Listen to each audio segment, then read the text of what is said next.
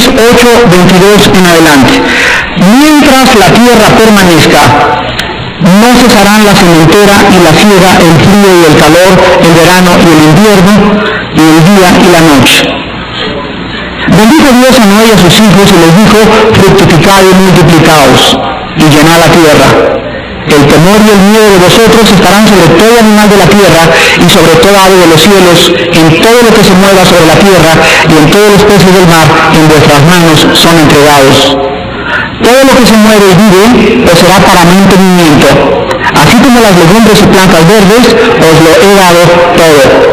Pero carne con su vida, que es su sangre, no comeréis.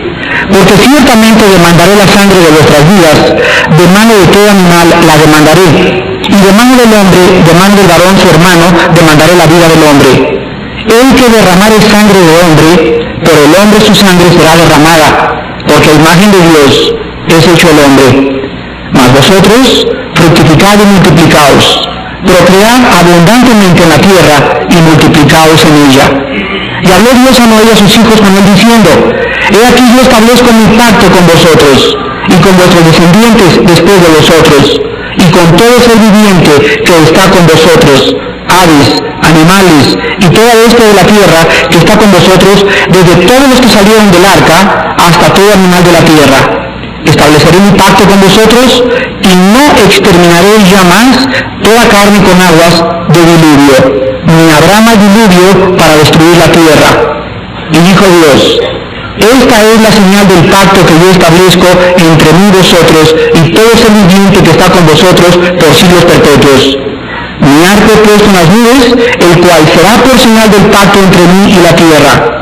Y sucederá que cuando haga venir nubes sobre la tierra, se dejará ver entonces mi arco en las nubes, y me acordaré del pacto mío que hay entre mí y vosotros y todo ser viviente de toda carne. Y no habrá más diluvio de aguas para destruir toda carne. Estará el arco en las nubes y lo veré, y me acordaré del pacto perpetuo entre Dios y todo ser viviente, con toda carne que hay sobre la tierra. Dijo pues Dios a Noé: esta es la señal del pacto que he establecido entre mí y toda carne que está sobre la tierra.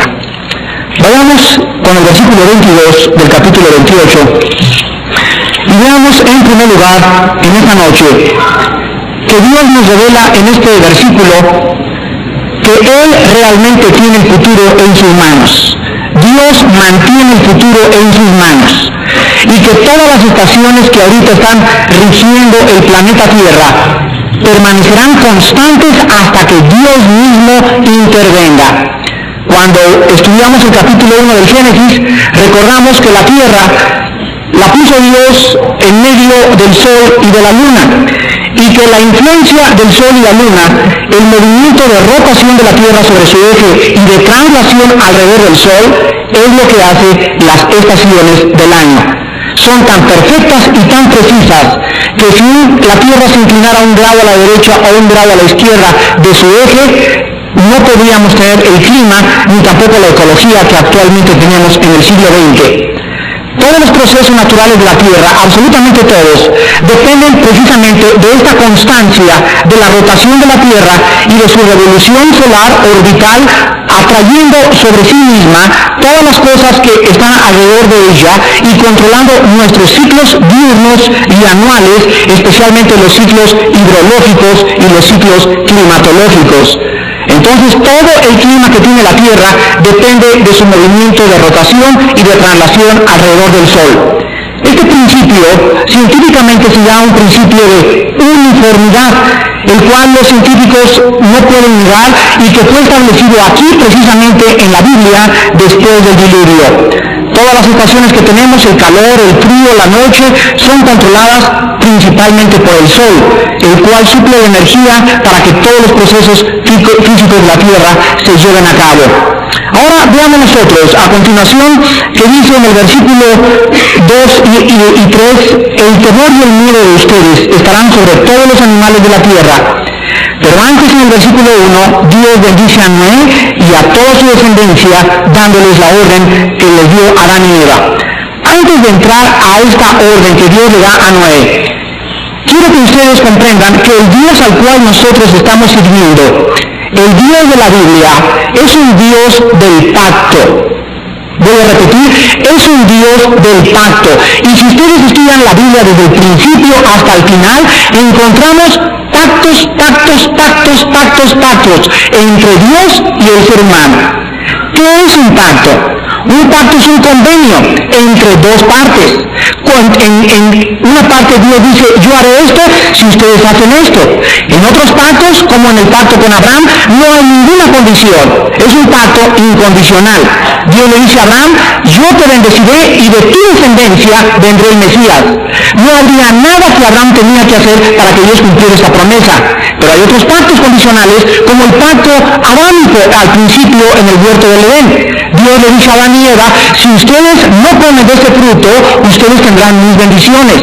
Pero si ustedes desobedecen y se dicen ustedes mismos en dioses y quieren violar mi obediencia, entonces ustedes morirán física y espiritualmente. Hay 7 pactos en la Biblia y los 7 pactos se los voy a nombrar rápidamente para que ustedes tengan conciencia de que ahorita estamos en el pacto de sangre, en el pacto en el cual Jesucristo selló con su propia sangre. Tenemos en primer lugar el pacto adámico. Se ha discutido mucho teológicamente si realmente hubo un pacto con Adán, porque no se menciona la palabra pacto en los primeros 6 capítulos del Génesis. Pero si ustedes leen Oseas, capítulo 6, versículo 7, ahí la Biblia nos muestra que Dios se dirige a Israel y le dice Dios a Israel, ustedes, al igual que Adán, violaron el pacto. Entonces sí podemos hablar teológicamente de que hay un pacto entre Dios y el ser humano. En segundo lugar tenemos el pacto que vamos a estudiar esta noche, que es el pacto con Noé. Aquí está relacionado con Dios respecto a las estaciones del año y a que no vuelve Dios a destruir la tierra. Número 3 tenemos el pacto con Abraham, en Génesis capítulo 15, donde se le promete que los judíos ocuparían toda la tierra de Canaán y toda la Palestina, y de la descendencia de Abraham vendría el Mesías. Tenemos el pacto mosaico, donde Israel puede disfrutar las bendiciones si ellos guardan la ley. El pacto levítico, relacionado con el sacerdocio de Israel, con la promesa de que solo la tribu de Leví podría ejercer el sacerdocio, o el privilegio de ser sacerdotes. No sé cuántos de ustedes recuerden, pero cuando sacerdotes usurpaban de otras tribus y entraban a ofrecer incienso en el lugar santísimo, en ese momento caían muertos. Lean el Antiguo Testamento y van a recordar que la usurpación del sacerdocio estaba penado con la pena de muerte. Solo Leví y los descendientes de Leví y la familia de Aarón podían tener este pacto con Dios. En sexto lugar tenemos el pacto davídico, relacionado con la promesa de que David heredaría sucesor eterno en su trono. Esto lo encuentran en 2 Samuel 23 y 2 Crónicas capítulo 3. En último lugar, el pacto de sangre, el pacto mesiánico, bajo el cual todos nosotros tenemos la promesa de que aquel que invocar el nombre del Señor y creyere con todo su corazón que Dios le levantó de los muertos, será salvo. Y en ese momento el pacto dice lo siguiente: vendré inmediatamente a tu vida, yo seré tu Dios, tú serás mi hijo, y yo pondré mi espíritu entre vosotros y haré que guarden y obedezcan mis mandamientos. Este es el pacto de sangre. Ahora sí podemos ver la bendición en el versículo 1 del capítulo 9 a Noé, donde Dios le dice: bendijo Dios a Noé y a sus hijos y les dijo: fructificad y multiplicaos y llenad la tierra. La palabra bendijo significa en el hebreo barak, con K al último. En el griego es eulogetos, de donde viene la palabra elogiar o hablar bien de alguna persona. ¿Qué significa bendijo Dios a Noé? Bueno, significa que Dios les desea a Noé y a su familia lo mejor en este mundo nuevo que ellos iban a fundar. Y de aquí en adelante, los 17 primeros versículos que nosotros estudiemos, vamos a encontrar la respuesta de Dios al sacrificio que estudiamos en la clase pasada de Noé al sacrificar en el altar. Dice en el versículo 1 que en la bendición Dios repite la orden de Adán y Eva: fructificad y multiplicaos y llenad la tierra. ¿No les parece a ustedes absolutamente interesante que se repita la orden de otra vez fructificar y llenar la tierra? ¿Por qué Dios, cuando forma otro nuevo mundo, o sea, destruye el antiguo mundo y forma el nuevo mundo, por qué se vuelve a repetir la orden? Bueno, esta insistencia del Espíritu Santo para que el hombre no se concentre en una ciudad y se concentre en un solo lugar, significa que no es el propósito de Dios que nosotros nos concentremos en ciudades para vivir. Dios quería que el ser humano poblara la tierra, que se desparramaran por todos lados. Y casi 6.000 años después, los psicólogos nos dicen que mientras más reducido tenga el espacio el ser humano para vivir, más violento se vuelve el ser humano. Aquí encontramos el principio de psicología de las ratas. Agarras 10 ratas y las metes en un cuadro de 5 metros. Y esas ratas son 50 ratas, viven 20 años. Si les reduces el espacio a las ratas a 2,5 metros, viven 10 años. Si les reduces a 3 años el espacio, viven 1 año. Y si les reduces y pones a 5 ratas viviendo en 20 centímetros cuadrados, no duran más que 24 horas. Se matan unas contra otras. Así nosotros, mientras más apretados estemos, más violentos, más neuróticos y más maldad existe en el hombre. Porque Dios quería que la raza humana fuera desparramada totalmente sobre toda la tierra. Entonces, este principio nos muestra que en el capítulo 11, cuando construyen los hombres la Torre de Babel, ¿cuál es el principio de los hombres? El principio diabólico de ir en contra de la palabra de Dios. Erigir una torre, concentrarse y hacerse un nombre para ellos mismos. Vemos que estaban atacando las dos órdenes que repetidamente Dios había dicho. No se concentren, fructifiquen y multiplíquense y desparrámense por toda la tierra. Pero aquí hay una cosa muy importante. Quiero que vean ustedes que se omite, vayamos a la primera orden en Génesis capítulo 1, versículo del 26 al 27, y veamos que aquí ya no hay otra orden que también se dio en este pasaje. Génesis 1:28.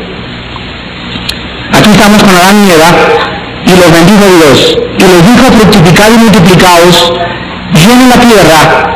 Pero aquí hay otra orden: sojuzgadla y señoread en los peces del mar, en las aves de los cielos, en todas las bestias que se mueven sobre la tierra. Aquí vemos nosotros que se omite totalmente la orden sojuzgar y gobernar la tierra. O sea, el hombre aquí después del diluvio ya no podía ejercer dominio sobre la tierra. ¿Qué fue lo que pasó? Posiblemente esto sea porque cuando el hombre descendió del arca y comenzaron a desparramarse después del monte Ararat por todos los continentes americanos, africanos, asiáticos, oceánicos, etcétera, etcétera, el príncipe de este mundo ya tenía control absoluto sobre la tierra. ¿Cuándo pasó el control de Satanás, del hombre a Satanás, y cuándo Satanás comenzó a tener control sobre la tierra? Cuando el hombre fue arrojado por un querubín del huerto del Edén. Eso lo dice 1 Juan capítulo 5, versículo 19. El mundo entero está bajo el maligno. Entonces, ¿quiénes son los cristianos? Los cristianos somos una raza que estamos poblando y viviendo en un mundo que no es nuestro. Estamos en territorio ocupado. Y el enemigo nos quiere echar de aquí y nosotros queremos comenzar a hacer valer nuestros derechos y nuestra autoridad. Y cuando un cristiano no sabe que tenemos autoridad en el nombre de Cristo para sacar demonios y para poder decir al diablo: tú no tienes nada en mi casa ni nada en mi vida, entonces el cristiano comienza a sufrir de parte de los poderes del mal, porque no sabe que ahora al venir Cristo en nuestra vida se nos vuelve a restituir la autoridad que perdimos en el huerto del Edén. ¿Se acuerdan ustedes cuando había 2 sacerdotes en el libro de los Hechos queriendo sacar demonios? Y los demonios sabían quiénes eran ellos, y les dieron una golpiza tal que les quitaron la ropa. Y les dijeron los demonios a otras personas: a Pablo conocemos, pero ustedes quiénes son. O sea, los demonios saben quién tiene la autoridad sobre ellos y quién no la tiene. Y ellos saben qué cristiano y qué persona es solamente un hipócrita o un farsante y quién realmente tiene al Espíritu de Dios. Ahora veamos nosotros que el hombre ya no ejerce entonces dominio sobre los animales. Era una prerrogativa del hombre al principio. Regresamos al Génesis capítulo 9. Y en lugar de esto, se agrega una orden muy interesante de la raza humana sobre el reino animal. Versículo 2. El temor y el miedo de ustedes, o sea, de nosotros, estarán sobre todo animal de la tierra, sobre las aves, sobre todo lo que se mueve, sobre los peces, en nuestras manos nos son entregados. Vean ustedes que en lugar de que nosotros ejerciéramos un control pacífico sobre los animales, Dios pone en todos los animales que hay aquí en este mundo un miedo que cuando el animal ve al ser humano, instintivamente el animal huye del ser humano. Esto es algo muy interesante porque si no se hubiera dado esta orden, ¿saben ustedes qué hubiera pasado con los animales? Ya desde cuándo nos hubieran comido. Porque la multiplicación de los animales es más rápida que la de los seres humanos. Y si no hubiera puesto Dios a los animales bajo nosotros, o sea, aquí en este momento bajan del arca animales y seres humanos. Y bajan tranquilos los leones, todos los dinosaurios, bebitos, etcétera, etcétera. Y desde que bajan del arca, Dios pone dentro de los animales, que son su creación, un instinto de miedo hacia nosotros. Y ese miedo ha predominado desde aquel tiempo. ¿Saben ustedes hasta cuándo va a durar? Hasta el tiempo de la tribulación. Vean Apocalipsis capítulo 6. Donde los animales van a matar a los seres humanos. Apocalipsis capítulo 6, versículo 8. Miré, he aquí un caballo amarillo, y el que lo montaba tenía por nombre Muerte, y el Hades le seguía. Y le fue dada potestad sobre la cuarta parte de la tierra, para matar con espada, con hambre, con mortandad. ¿Y con las qué? Y con las fieras de la tierra. ¿Se imaginan ustedes en todos esos pueblos donde ahí están rodeados de tigres, hay un Cuernavaca que estamos rodeados de alacranes y de víboras, etcétera, etcétera? De repente una invasión, o sea, que pierdan el temor los animales y que se metan a mi casa por todos lados. Pero ven nosotros que las moscas, las lagartijas, todos los animales huyen. Tú vas, por ejemplo, caminando por una selva y hay una víbora y no te ataca la víbora si tú no la molestas, huye o se esconde. Pero si tú la pisas o la despiertas es cuando brincan y muerden. Los tiburones igual, los tiburones le tienen miedo al ser humano. Pero cuando se ceban o cuando hay sangre, ya probaron la sangre anteriormente, es cuando atacan. Pero por naturaleza, la Biblia enseña que Dios puso este miedo en el reino animal para que el hombre fuera el que dominara en este planeta. Versículo 3, Génesis capítulo 9. Todo lo que se mueve le será entregado para mantenimiento. Legumbres y plantas verdes os lo he dado todo. ¿Se acuerdan ustedes en Génesis 1, 29 y 30 qué les dice Dios a Adán que coman? ¿Les dijo háganse chuletitas? No, ni pollo podían comer. Antes del diluvio, Adán y Eva eran vegetarianos. Pero por primera vez aquí en la Biblia, Dios permite que el ser humano comience a comer carne. Quiero darles a ustedes dos razones por las cuales pudo Dios haber dado esta orden.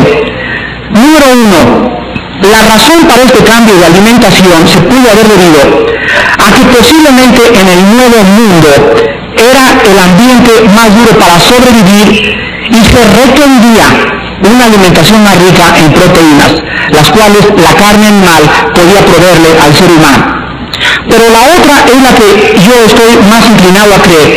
Y es que yo creo realmente que Dios quería mostrarnos la separación que existe entre el reino animal y los seres humanos, anticipando con esto los peligros implícitos en la doctrina satánica de la continuidad evolucionaria de la vida de toda carne, lo que la evolución pone al hombre y al animal en el mismo lugar. ¿Saben ustedes por qué en la India ahorita se están muriendo millones de personas de hambre? Porque ellos ponen a las vacas en el nivel del ser humano. ¿Saben ustedes por qué en el África hay millones de personas muriéndose de hambre también? Independientemente de las especulaciones y los monopolios de todas las personas y los países que no quieren proveer la alimentación necesaria por la idolatría, porque hay animales sagrados para ellos y prefieren morirse de hambre antes que matar una vaca o una víbora que consideran ellos sagrados. El paganismo y la idolatría hace que el hombre no pueda disfrutar las bendiciones de Dios. Vemos nosotros en el versículo 4 que por primera vez Dios prohíbe que el ser humano coma la sangre. Podrás comer carne con su vida, le dice Dios a Noé, que es su sangre. Versículo 4. Pero carne con su vida, que es su sangre, no comeréis. Porque ciertamente, versículo 5, demandaré la sangre de vuestras vidas. Dios dice aquí a los seres humanos, cómanse toda la carne que ustedes quieran, pero mientras ustedes vivan en este planeta, la sangre es para el sacrificio. En Levíticos 17:11, Dios por primera vez le dice a Moisés y a los sacerdotes La sangre será para la expiación, será para el sacrificio. No se meta nadie con la sangre. ¿Saben ustedes qué es realmente la sangre? ¿Por qué Cristo tuvo que derramar su sangre? ¿Por qué tenía que matar miles y miles de corderos y de machos cabríos y de tórtolas y aves y tanta sangre que fue derramada en el Antiguo Testamento? ¿Cuál es el propósito de tanta sangre? ¿Por qué sin derramamiento de sangre no hay remisión de pecados? Bueno, rápidamente en 3 minutos les voy a decir por qué. La sangre química y físicamente realiza la función fisiológica de proveer los químicos necesarios del aire y la comida para mantener y renovar nuestra carne todos los días. O sea que mi sangre es una corriente que está siendo bombeada por mi corazón y que circula desde la punta de la cabeza hasta la punta de mis pies. La sangre contiene el oxígeno necesario y contiene los materiales necesarios como las vitaminas, los minerales, etcétera, etcétera, que va depositando en todas las células de mi organismo. Entonces lo que realmente mantiene la vida, lo que es mi vida realmente dentro de mí, físicamente hablando, es la sangre. Cuando nosotros vemos la palabra sangre y vida en el hebreo, es la misma palabra, nepesh. ¿Qué es nuestra vida? Es la sangre que tenemos dentro. Ahora, todas estas operaciones tan complejas son llamadas vida o el alma, la palabra nepesh. La vida de la sangre de un animal derramada en un altar es aceptada por Dios como una muerte sustitucionaria por la vida de un pecador culpable, quien merece la muerte, pero cuya vida, al ser derramada, le es perdonada por causa del sacrificio, cuya sangre cubre sus pecados. Cuando la Biblia dice, Cristo derramó su vida hasta la muerte, ¿qué fue lo que se le salió de su cuerpo a Cristo? Cuando le explotó el corazón a Cristo y cuando Cristo comenzó a ver realmente que el dolor no lo podía soportar, el corazón se le hizo pedazos. Ya vimos que la muerte de Cristo no fue por desangramiento ni por asfixia, fue porque el corazón se le hizo pedazos de dolor moral. En ese momento le explota el corazón y sale mezclado agua con sangre en su costado. Cuando Jesucristo derrama su sangre, pues ¿en dónde está la vida? En la sangre. Entonces, al salirse de la sangre, se le sale su vida física, no la vida espiritual, porque él tenía poder para volver a recoger esa vida y volver a levantar su cuerpo sin sangre. Y esto es precioso, porque si no comprendemos esto, no entendemos por qué tiene tanto valor la sangre de Cristo ante nuestros ojos. Entonces, la vida de Cristo que iba contenida en su sangre, se sale, o sea, muere físicamente. Y cuando se le sale toda esa vida, Cristo, Dios ahora dice, está totalmente cumplido lo que yo demandaba, la sangre. Pero ahora la vida que está siendo derramada no es la de un animal, porque no está un animal a nivel de mi hijo, ni los 1500 machos cabríos que se mataban cada año podían compararse con la sangre preciosa de Cristo. Y Dios establece una separación preciosa de que nosotros no venimos de los animales, ni estamos en el nivel de los animales, ni debemos regresar al nivel de los animales. El ser humano está acá, el animal está acá. El Salmo 8 dice, has puesto todo bajo los pies del ser humano. Ahora quiero darles un estudio muy breve acerca de las 7 veces que aparece por primera vez la palabra sangre en la Biblia. Los 7 primeros pasajes en la Biblia donde aparece la palabra sangre. El primer pasaje en la Biblia es en Génesis 4, del 10 al 11. Por primera vez aparece la palabra sangre, y aquí aprendemos que cuando Caín mata a Abel, se oye la voz que dice, la sangre de tu hermano clama a Dios. La primera lección que aprendemos de la sangre en la Biblia es, en primer lugar, pongan ustedes, que la sangre clama por justicia. Desde el momento que la sangre de Abel cae, o sea, la vida de Abel es derramada en el suelo, grita. ¿Qué gritaba esa sangre? ¿Cómo que la sangre de tu hermano clama? Pues mi hermano está muerto. Pero dice Dios, al ver yo la sangre derramada, y la sangre tiene un significado especial para mí, ella me está gritando. ¿Y qué gritaba esa sangre de Abel? Gritaba justicia. Gritaba y pedía venganza. ¿Y qué contestó Dios? ¿Vente acá y le agarró las greñas a Caín? No. ¿Saben ustedes que la sangre de Abel clamaba y pedía justicia, pero Dios prolongó la misericordia al grado tal con Caín que le pone una señal para que no lo maten? ¿Y saben ustedes cuándo contestó Dios el clamor de la sangre de Génesis capítulo 4?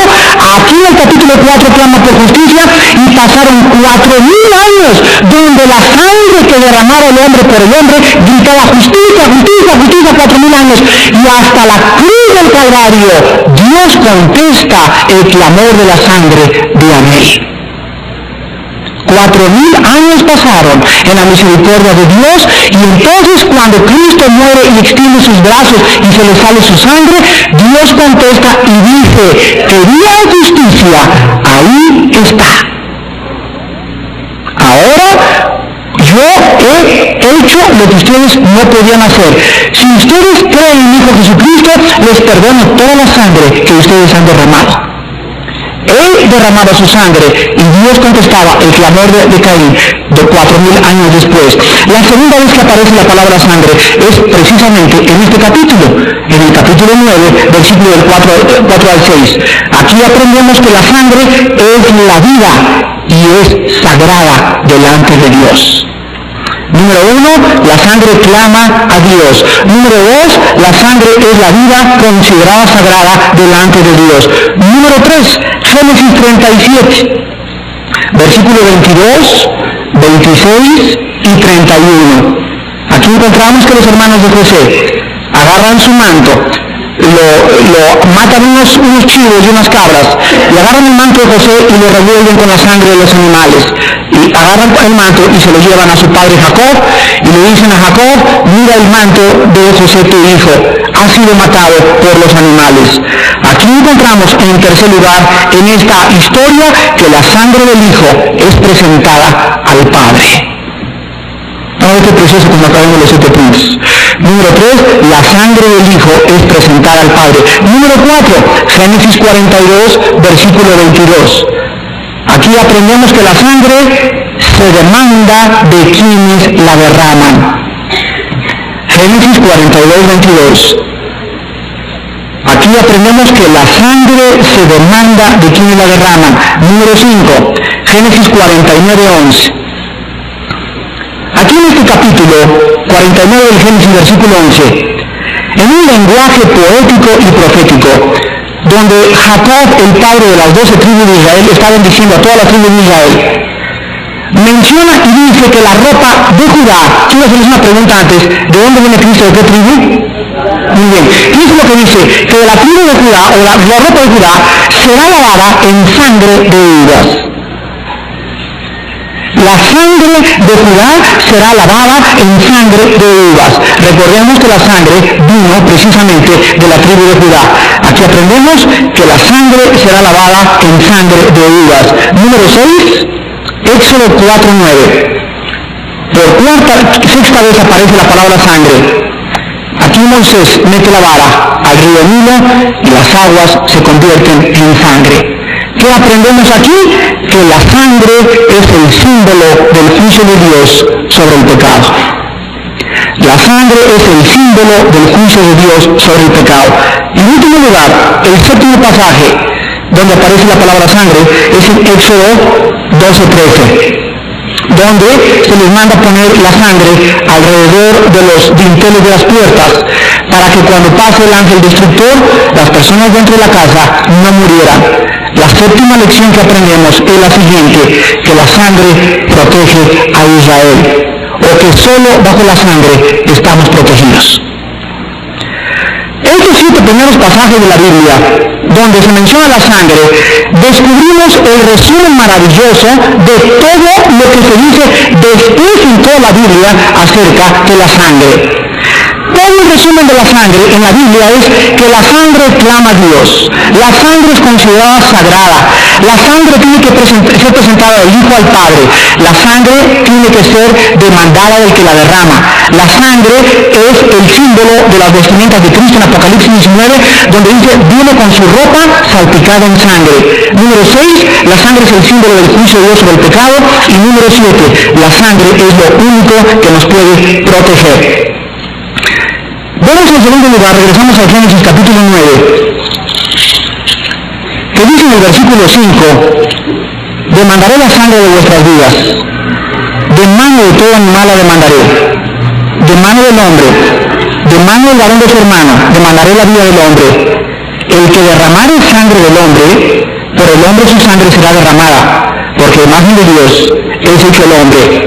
Aquí, mis queridos hermanos, se instituye el primer gobierno humano.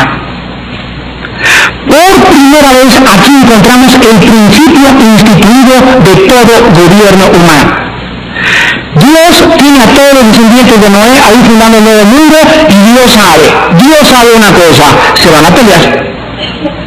Y ya, nomás bajando de la raíz van a comenzar los fracasos.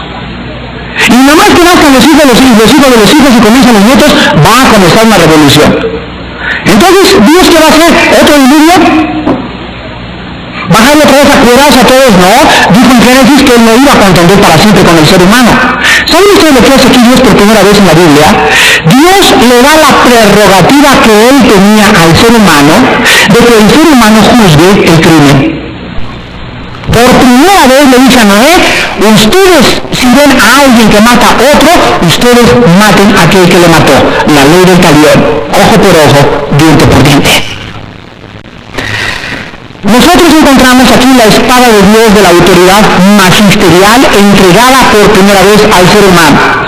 Dios sabe que la fuerza física es lo único que podría establecer la autoridad para detener el pecado. Quiero repetirles lo que les acabo de decir. Solo la fuerza física en el mundo de pecado que vivimos puede detener el avance del pecado. ¿Qué significa esto? Vean ustedes en Romanos capítulo 13. Que este principio en el pacto con Noé no ha sido abolido, ni tampoco por el nuevo pacto bajo el cual nos encontramos. En Romanos 13 se repite el mismo principio. Los gobiernos tienen la autoridad de Dios de imponer la pena de muerte. Romanos capítulo 13. Sométase toda persona a las autoridades superiores, solo a los demócratas. ¿Eso dice? Aquí están incluidos gobiernos totalitarios, oligarquías, anarquías, democracia, comunistas, todos. Porque no hay autoridad sino de parte de Dios y las que hay por Dios han sido establecidas. De modo que quien se opone a la autoridad, a lo establecido por Dios resiste, y los que resisten acarrean condenación para sí mismos. Versículo 3. Porque los magistrados no están para infundir temor. ¿Ven ustedes? Infundir temor. ¿Qué hacen los magistrados? ¿Qué hacen? ¿Con qué infunden el temor? Con la policía, con los soldados, con las cárceles. Imagínense que no hay cárceles ni policía ni soldados. Si el ser humano no ve que alguien está tratando de gobernar y ese alguien que está tratando de gobernar está imponiendo con mano dura la propagación de la delincuencia y el crimen, el ser humano se rebela y le da un golpe de estado al gobierno. Entonces el gobierno está puesto para infundir temor a la raza humana. ¿Quieres no tener a la autoridad? Versículo 3, haz lo bueno y tendrás alabanza de ella. Porque es servidor de Dios para tu bien, pero si haces lo malo, teme, porque no en vano lleva, ¿qué cosa?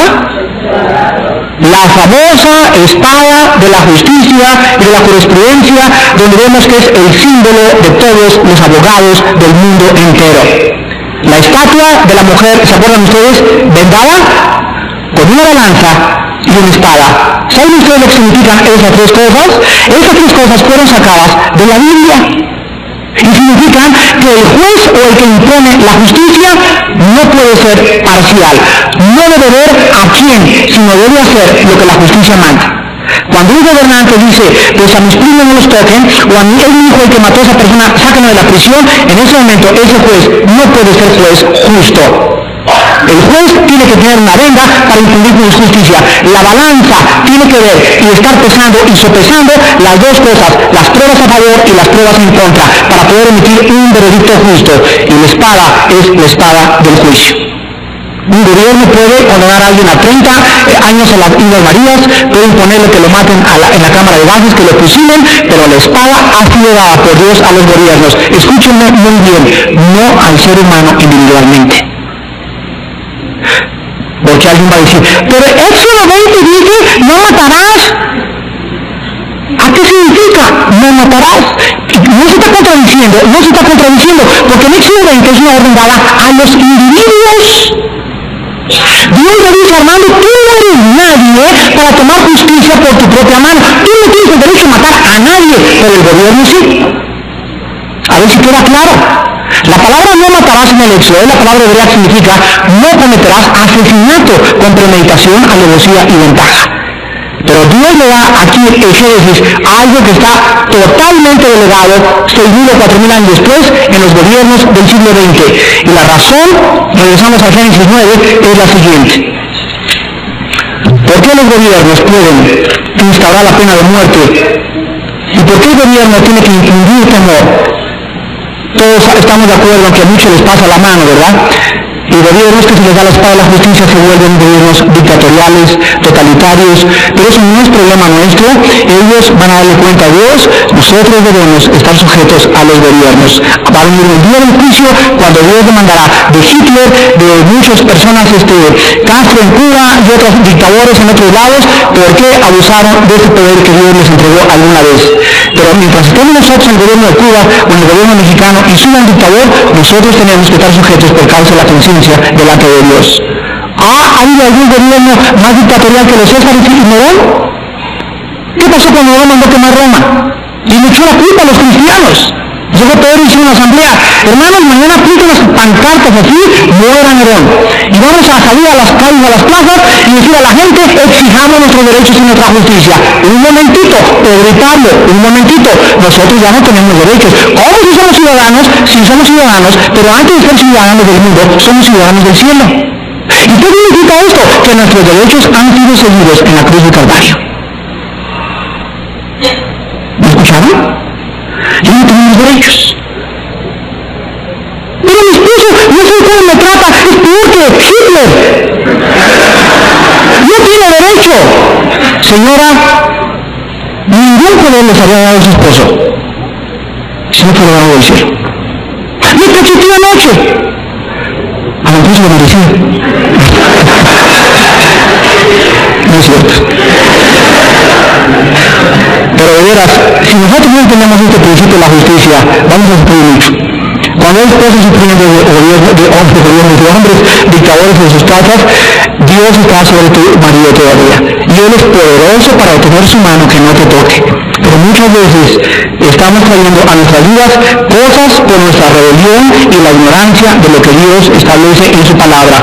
Dice aquí en el versículo 6 del capítulo 9, la razón por la cual el hombre no puede derramar sangre individualmente. Y dice así, el que derramare sangre del hombre, por el hombre su sangre será derramada. ¿Por qué? ¿Porque qué? Porque a imagen de Dios es hecho el hombre. Vean ustedes que la expresión la imagen de Dios es doble. Número 1, Dios ha puesto una imagen natural y 2, una imagen moral de Él en nosotros. La imagen moral fue perdida en la caída. ¿Cuál es la imagen moral del ser humano? La santidad. Cuando caímos en pecado, caímos nosotros en desobediencia. Y al convertirnos en desobedientes, ya no somos santos en toda nuestra manera de vivir. Entonces el hombre natural nacido por Adán nace en rebelión contra Dios. Ha perdido la imagen moral de Dios y por eso el hombre no conoce a Dios y se erige en sí mismo en Dios. Pero saben una cosa, vemos que es en 1 Corintios capítulo 11 que se nos habla de otra imagen que el hombre no ha perdido. 1 Corintios 11:7 dice la Biblia estas palabras respecto a la imagen de Dios en el hombre. Porque el varón no debe cubrirse la cabeza, pues él es, ¿qué cosa? Imagen, y fíjense que aquí se dice que seguimos siendo imagen después de caídos. Él es imagen y gloria de Dios, pero la mujer es gloria del varón. Y en Santiago capítulo 3, versículo 9, es el segundo pasaje en todo el Nuevo Testamento donde se menciona la imagen de Dios en el hombre. Santiago 3:9. Con ella bendecimos a Dios y Padre, y con ella maldecimos a los hombres que están hechos a a la semejanza de Dios. La misma palabra, imagen de Corintios 11:7, se tradujo aquí, semejanza de Dios. Entonces, la imagen natural ha sido preservada, la imagen moral ha sido perdida. El hombre tiene algo de Dios aún cuando está caído. El hombre tiene una imagen moral destruida por el pecado, pero el hombre tiene una imagen natural aún viva dentro de él. ¿Qué es esa imagen natural que el hombre tiene y por lo cual Dios considera tan preciosa su vida? A tal grado considera Dios tan preciosa la vida del ser humano que Cristo dijo estas palabras: ¿de qué le sirve al hombre ganar el mundo entero? Y aquí la palabra cosmos es el universo entero si pierde su alma. Cristo dice, el alma del ser humano es más valiosa, fíjense, que Cocoyoc, que Cuernavaca, es más valiosa que el sol, la luna, las estrellas, la tierra, con todos los hoteles, con todas las playas y con todo lo que existe. Póngalo así junto, dice Cristo. Y todo eso no puede compararse con la vida de un alma. ¿De qué te sirve, dice Dios, entonces convertirte en el rey del universo, si lo más precioso no es nada de lo que existe material? Todo es temporal y todo va a ser quemado por el fuego. Lo único que deberíamos de vivir nosotros es por las almas. El que gana almas es sabio. Regresamos al versículo 8 al 17, del capítulo 9, y acabamos el último pasaje, donde Dios establece el pacto claramente establecido y detallado en los siguientes versículos. Versículo 8 al 17. Habló Dios en medio a sus hijos con él diciendo: he aquí yo establezco mi pacto con ustedes y con vuestros descendientes después de vosotros, y con todo ser viviente, con todo animal, etcétera, etcétera, etcétera. Versículo 12, esta es la señal del pacto que establezco entre vosotros. Versículo 13, un arco iris he puesto en las nubes, el cual es la señal de mi pacto. Quiero que noten algo, el pacto con Noé es eterno. Y vean ustedes, quiero acabar mostrándoles que las mismas características que estableció con Noé es con todos los descendientes de Noé hasta nuestros días. Y estas características son tres principalmente. Número uno, fue establecido con Noé y sus descendientes. Número dos, Dios no destruye la tierra con diluvio. Y número tres, la señal del pacto es el arco iris. ¿Antes del diluvio no había arco iris? No había, ¿saben ustedes por qué? Porque había una capa invisible de vapor, por lo cual era imposible el arco iris. Con el nuevo ciclo hidrológico que la sepultura del mundo antiguo trae, y las consecuencias de los cambios ecológicos y fisiológicos y todos los problemas que hubo alrededor de la corteza de tierra, trajeron con el diluvio, ahora físicamente es imposible que hubiera suficiente agua para evaporarse y producir otro diluvio. Ya lo vimos anteriormente. Vuelvo a repetir, ahorita no sería posible físicamente que hubiera otro diluvio. Ya no hay lo suficiente agua para poder producir otro diluvio. Pero ¿saben una cosa?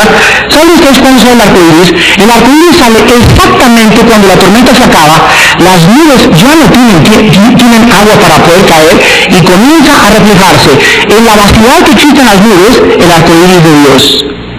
Cuando acaba la tormenta del mundo antiguo es cuando aparece la señal del pacto. Y cada vez que acaba la tormenta y ya las aguas no tienen nube para poder seguir echándonos agua, es cuando aparece el arco iris. Estas son las condiciones físicas para la aparición del arco iris. El arco iris entonces nos muestra algo absolutamente increíble. Nos muestra que es la misericordia de Dios la que le sigue al juicio de Dios. ¿Y saben ustedes que el arco iris aparece 4 veces en toda la Biblia? Miren ustedes, aparece en Ezequiel 1:28 por segunda vez. Y aquí está el arco iris alrededor del trono de Dios, mientras él se prepara, escúchenme muy bien, para juzgar a Israel. La tercera vez que aparece el arco iris en la Biblia, la tercera vez que aparece es en Apocalipsis 4:3. Cuando Juan ve la gloria de Dios y ve el arco iris alrededor del trono y ve rayos y truenos, Dios está a punto a juzgar al mundo a través de la tribulación. Y en último lugar el arco iris aparece en el capítulo 10 del Apocalipsis, en el versículo 1. ¿Y saben ustedes quién aparece con el arco iris? Cristo, viniendo en la nube y con el arco iris alrededor.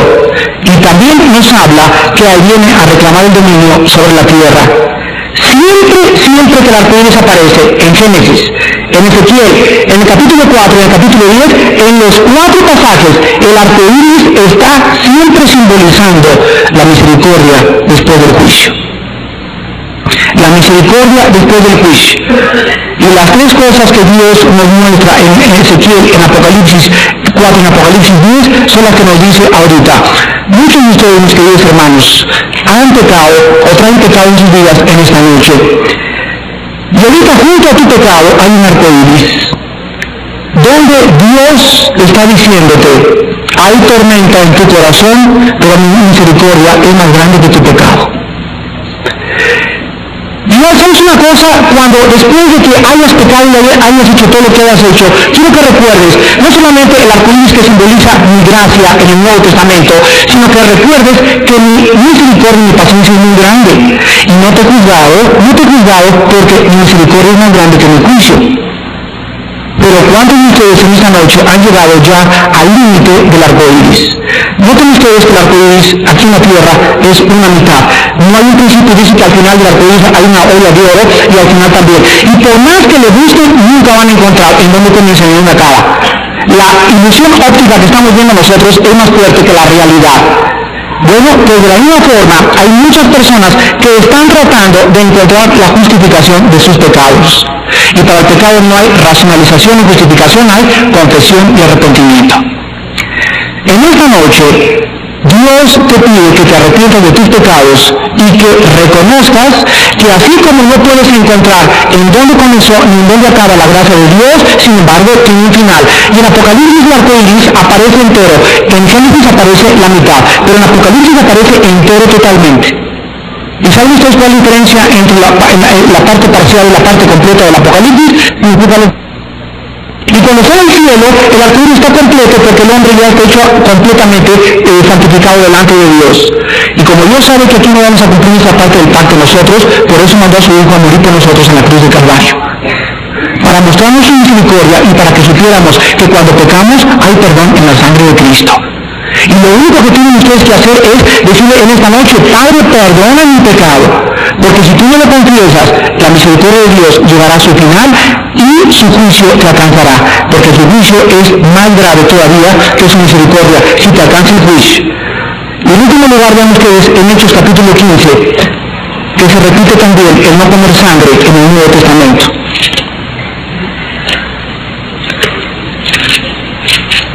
Versículos del 19 al 20. El primer concilio de la Iglesia Cristiana, y se juntan los apóstoles y dicen, ¿qué vamos a traer del Antiguo Testamento y qué vamos a cambiar en el Nuevo Testamento?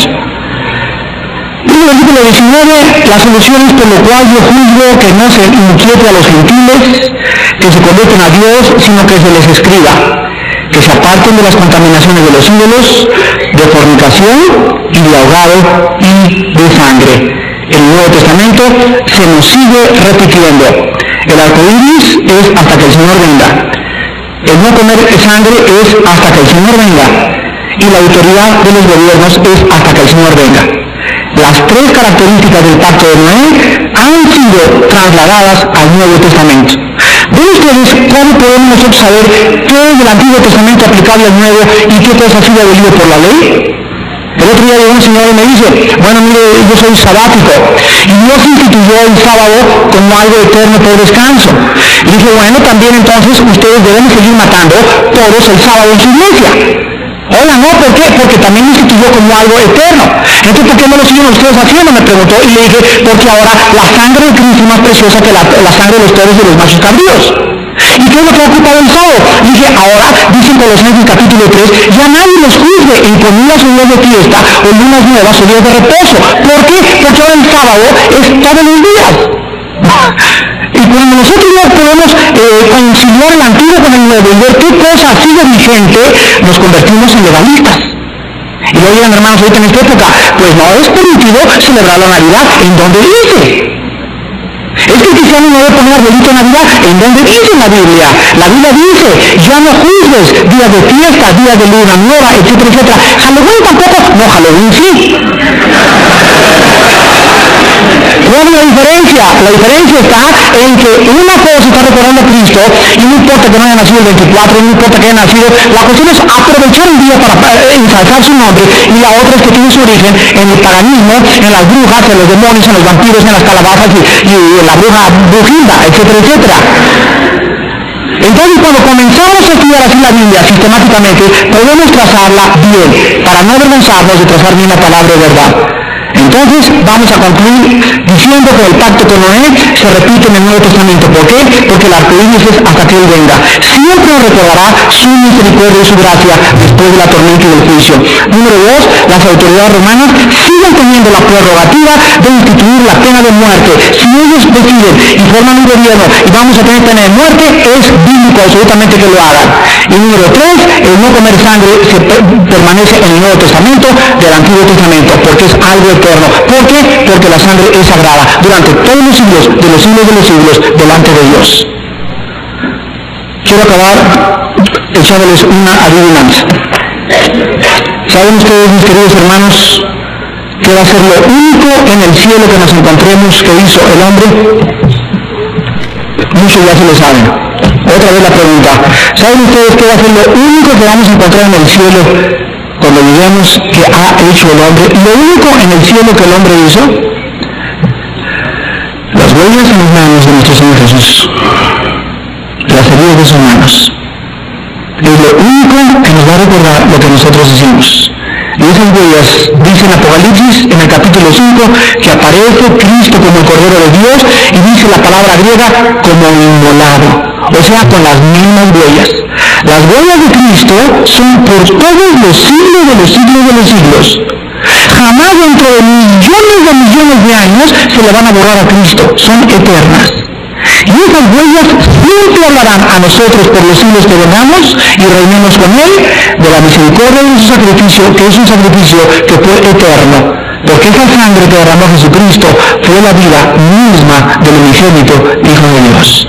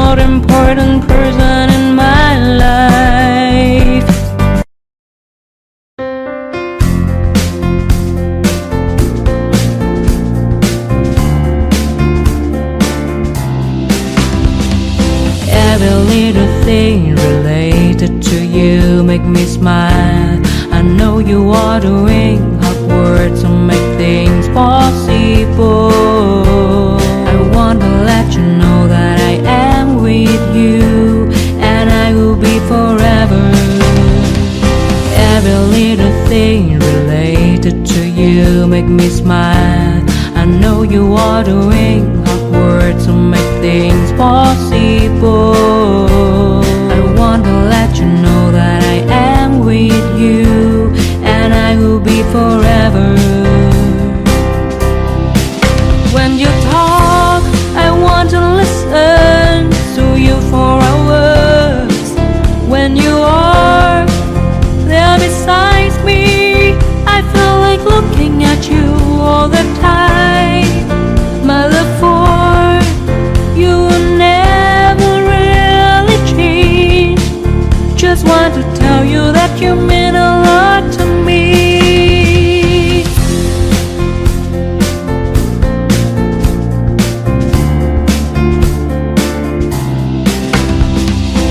Every little thing related to you make me smile.